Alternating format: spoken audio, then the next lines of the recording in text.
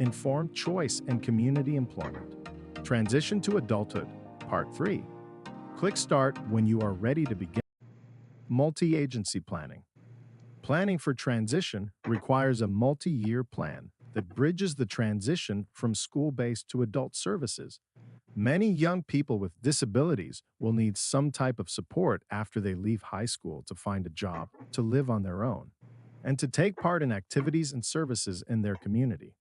Some will be eligible for services from various types of agencies, such as Opportunities for Ohioans with Disabilities, or OOD, and their County Board of Developmental Disabilities. Representatives from these agencies can be members of the Young Persons Multi-Agency Team. Each community may have additional agencies, community organizations, or nonprofits that are important to include. Young people may already be receiving services from agencies that should also be included, such as foster care, transportation, adult tutoring, or mental health services, to name a few. Transition planning is most effective when supported by a multi-agency team and meaningful services and resources. A multi-agency team is the vehicle to consolidate transition assessment and planning, ultimately resulting in a seamless plan for transition that avoids duplicating efforts across agencies. It is essential to recognize and respect each student's unique strengths, interests, preferences, and needs. Often, the planning discussions focus on service availability as opposed to systematic planning over the remaining school years. Systematic planning helps with accessing services and developing a support network that is critical to post-school experiences. Teams can do this through a process called backward planning. It is important for transition teams to develop both formal and informal support systems. Person-centered processes include identifying individual opportunities for natural supports, supportive technology, community resource mapping, etc. Inclusive opportunities with peers can help lead to the development of lasting friendships and more organic supports across a person's life. The backward planning process provides a single plan managed by a multi-agency team designed to guide a young person through high school and into the first years of adulthood. Planning for a future adult life is critical, and using backwards planning as the foundation for that process can enhance the success of the plan. Let's take a few minutes to explore how a team can use backwards planning in the transition planning process. Before we jump into looking at using backwards planning for youth, let's talk about backwards planning in general. We all have used backwards planning, even if we don't refer to it in those terms. For example, what about building a house? Do you just pour a foundation and then decide what's next? Or take advice from the first person that comes along? Not generally. Multiple people and detailed plans are involved.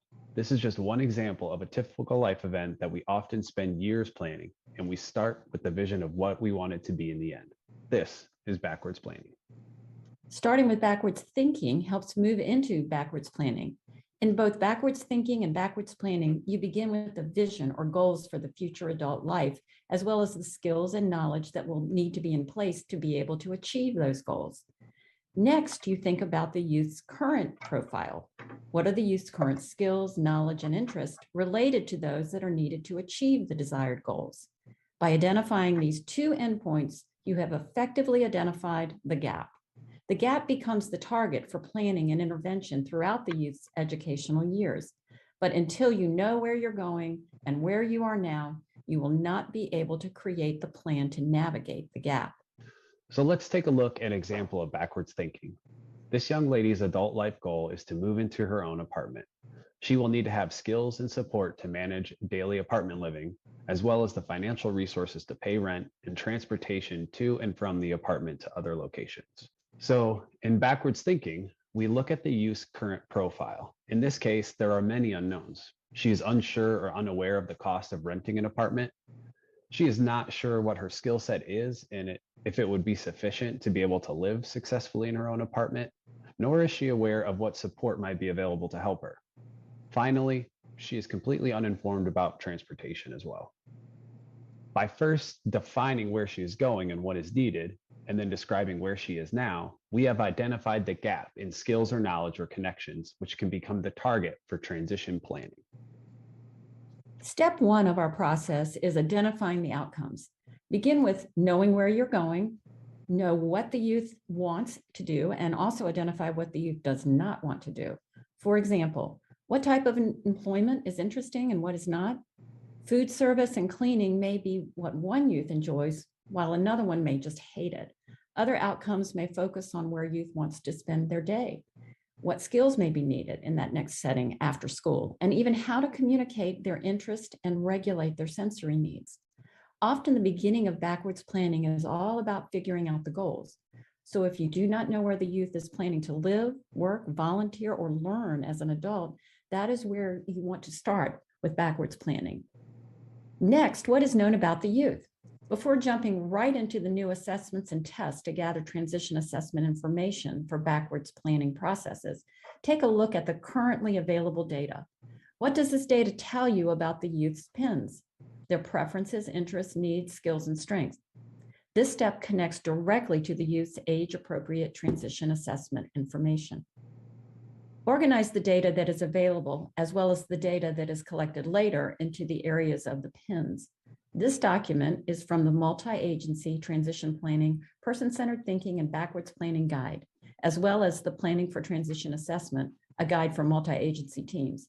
It is a fillable document that can be used by a team as they learn to use the process. Questions 3 and 4 go together.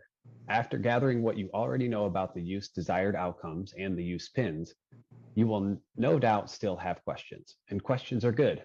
Questions mean opportunities. Questions mean there are more information to gather. So first, determine additional information needed in order to plan. Information about the youth, the goals, and the supports. Then, discuss how the team will find the answers. Identify the methods and tools that can be used to gather the necessary information. Some will require formal methods and some informal methods. Determining a preference or interest can often be explored informally, while assessing a set of skills for an industry standard may require more formal methods. All are valid as long as the methods will surface the information needed and align with how the youth demonstrates their skills and communicates their preferences. Finally, step 5 is what we typically envision as backwards planning. What steps do we need to take to close the gap? In step 5, pull information from the previous steps to frame the focus of the plan. First, record the adult goals so the team knows where the youth is going. Next, summarize the set of skills, knowledge, or connections needed to achieve that goal. After that, identify the youth's current abilities in relation to that needed skill set. Now you have defined the gap. The team then begins to identify the steps needed to close the skill or knowledge gap by determining the assessments, services, experiences, instruction, or milestones that will move the youth from where he is now to where he wants to be. Let's look at an example. This is an example of a portion of a backwards plan that includes a focus on the identification of the PINs.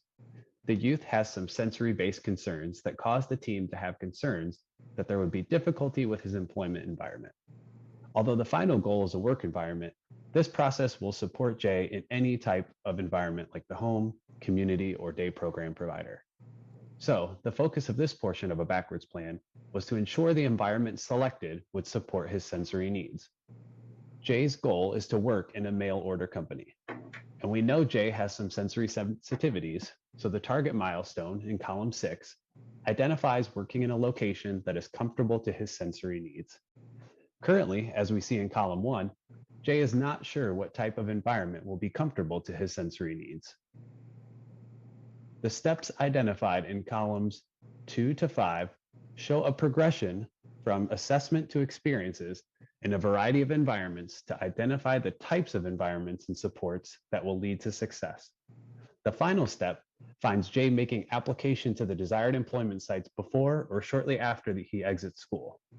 Jay's backwards plan would likely need to include other areas of focus, such as increasing his level of independence on the job, social skills for the workplace, and possibly development of specific work skills. There are tools available on the Ohio Employment First Transition Toolkit to guide you through the backwards planning process.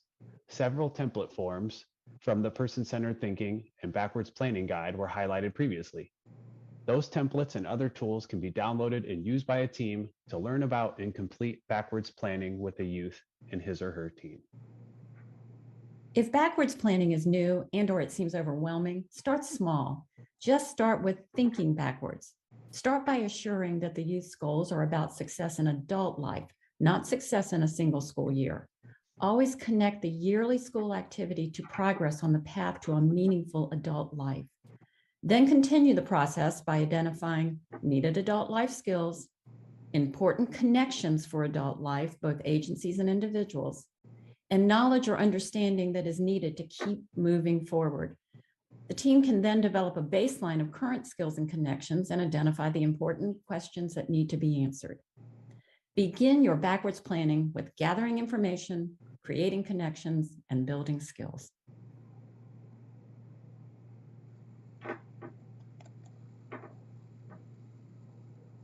Multi-agency transition planning is a fluid process that can be used by multiple agencies as it is agency neutral. It does not belong to any one agency and does not rely on agency-specific knowledge or language. Yet the results of the process are valuable to schools and all agency partners. The process is a true planning process beginning with the identification of the desired outcomes. It begins with the end in mind. This means that although the steps to arrive at the endpoint are important, they must also support the desired outcome, or one may end up somewhere they did not wish to be. It is an outcome-focused process. Finally, the process can be used by and for anyone. It is always a person-centered process. That means there are no requirements or criteria for use. No one is considered too disabled, too typical, or too complex for multi-agency transition planning to be effective. Let's learn from Maddie's multi-agency transition planning team. Maddie is in her senior year of high school and is thinking about what she wants to do after graduating. Maddie has a diagnosis of mild autism, and she has received special education services through an IEP since kindergarten. Maddie became eligible for services through her county board at age 14 when her teacher started talking about transition. After meeting with her SSA and teacher, her SSA also made a referral to Opportunities for Ohioans with Disabilities, or OOD. During her sophomore year, Maddie participated in a summer youth experience focused on exploration. With a group of other students, Maddie was able to talk about different jobs, explore interests and preferences, and visit 10 businesses in the community. Maddie's Summer Youth Experience Report included the following 3 employment themes that became evident through exploration to match her skills, interests, and preferences: clerical, nature and animals, and retail. The following school year, Maddie was able to be a volunteer at the student store. She enjoyed it and asked to do it more frequently. She quickly learned how to price items, stock the shelves, and use the cash register using written checklists. Maddie and her team learned that she could benefit from redirection strategies when she begins to fixate on a particular task, such as stocking the shelves of the store. This past summer, Maddie participated in a summer youth experience at an animal shelter that included cleaning up after the animals, changing litter boxes, and walking the dogs. Maddie did not like cleaning up after the animals, and she got overheated when it was hot outside. After 2 weeks, Maddie was uninterested in returning and did not complete the experience. Maddie's team includes her parents, her teacher, Mr. Smith, her SSA, Brandy, and her OOD VR counselor, Roxanne. The SSA, Brandy, scheduled a full team meeting to discuss all of Maddie's options after graduation. Thank you, everyone, for joining today. We are all here to talk about what Maddie would like to do after graduation and what services and supports she will need to make that happen. Maddie has worked hard to build skills that will help her work in the community. Maddie follows directions well when she has specifics that are written down for her to reference. She completes tasks well, especially when it is something she is interested in. Maddie is sensitive to things in her environment such as temperature, light, and noise, so it helps when she is in a calmer setting. Maddie participated in several pre-employment transition services already this school year. She participated in mock interviews and created a resume through workplace readiness training and learned about meeting employer expectations. She is currently receiving instruction in self-advocacy to continue learning leadership skills to support success at work and participate in activities needed to build independence and self-advocacy skills. She has learned so much and is moving right along her path to getting her first job. I know Maddie is interested in getting a job, but I don't know if I am comfortable. We are used to her having teachers that we know and trust. I am worried she will not have the support she needs while working. Who will help her if something goes wrong? What if she thinks she will like something and then doesn't? I am worried because that is what happened with her summer youth experience. Click the next button to continue. How should the teen respond?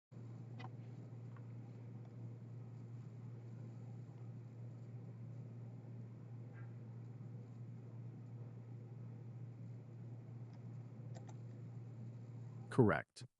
Discuss what Maddie learned about her preferences, interests, needs, and strengths through her high school and summer youth experiences. Explore all options for after graduation and the supports Maddie needs to continue moving towards her employment goals. Click the next button to continue. Let's see what happens next. I really appreciate you all sharing some of Maddie's strengths she has developed through her high school experience, as well as some fears about next steps. Maddie, how are you feeling about graduation? I feel excited and scared. I want to work, but I do not want to clean up dog poop ever again. I don't want to be outside either. I don't want to be bored all day. Thanks for sharing that. Your team is here to help coordinate services and support through school, OOD, and the county board to make sure you have what you need to get a job that matches your strengths and interests. We will continue to work together through your final year of school and after graduation. Maddie has continued to work at the school store this year, and she is thriving. She is now teaching another student how to stock the shelves because she has gotten so good at it. We have a connection with the pet store in town, and Maddie expressed interest in doing her senior work experience there. She will spend one afternoon a week there for 2 hours next semester. Yes, I want to try that. That sounds like a great idea. We take our dog to the pet grooming salon that is across the street. I am still worried about her working alone. She stays home alone for short amounts of time, but we have the Amazon Alexa that she uses to call us or ask for information we have pre-programmed. I know she does great with the Alexa at home. I can put in a referral to have a supportive technology vendor consult with us about the different types of technology solutions that could support her to be more independent while working. We have a lending library where Maddie could try a few different options before deciding to purchase. This is all great information, and it seems like we have a plan to continue supporting Maddie along her employment journey. Let's move forward with what we have talked about today and meet at the end of the second semester to review and plan for the next steps through the end of the year and beyond. Click the next button to continue. As you can see, Maddie's team is made up of various agency representatives that work together to support her toward her post-secondary employment goals. They started planning early and have lots of great information to inform the transition planning process. Maddie has been supported to have several experiences, and the team continues to identify steps, supports, and strategies that will lead her to a successful outcome. Each young person's path to community employment and community membership is unique. When multi-agency teams engage in the planning process, youth and families have the opportunity to make informed choices about options and services for adult living, learning, and working. In closing, let's take a look at several of the multi-agency planning tools you can find in the Ohio Employment First Transition Framework that teams can use to support the transition planning process.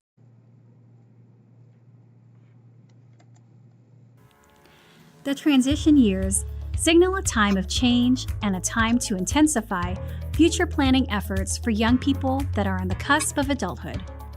It is also the time for a youth's team to grow to include team members from a variety of agencies. At age 14, the focus on preparing youth for the future increases in priority, not only for schools, but also for many other agencies, and of course, for the families and youth. However, with more team members, more information, and more potential services, collaboration can become a challenge. This is why the multi-agency planning tools, or MAP tools, were created. These tools support agency professionals and schools to come together with the youth and families to plan in a way that is agency neutral, outcome focused, and person centered. Let's look at several of the MAP tools you will find in the Employment First Transition Toolkit. The first is Planning for Transition Assessment, a guide for multi-agency teams. This tool guides a team step by step to develop a plan for gathering transition assessment data. Working as a multi-agency team allows the plan to include data that will be useful for all agencies and coordinates the assessment activity across team members, saving time and energy. Another guide that a team may choose to use for collaboration and planning is the Multi-Agency Transition Planning, Person-Centered Thinking, and Backwards Planning Guide. This guide is similar in nature to the Planning for Transition Assessment tool, with a focus on person-centered planning and the backwards planning process. Backwards planning is a foundational process that all teams should use when engaging in transition planning. It begins with the identification of adult life goals and the skills, relationships, and experiences necessary to achieve those goals. Then you can begin planning backwards. Backwards planning means that once you know where you are going, you can make a plan to arrive there. The tools we just discussed embed a focus on backwards planning. However, the MAP toolkit also includes several templates and facilitated guides to help a team dig deeper to learn more and engage in backwards planning. So take some time to explore the MAP tools and discover new ways to work as a multi-agency team to support youth and families as they transition into adult life.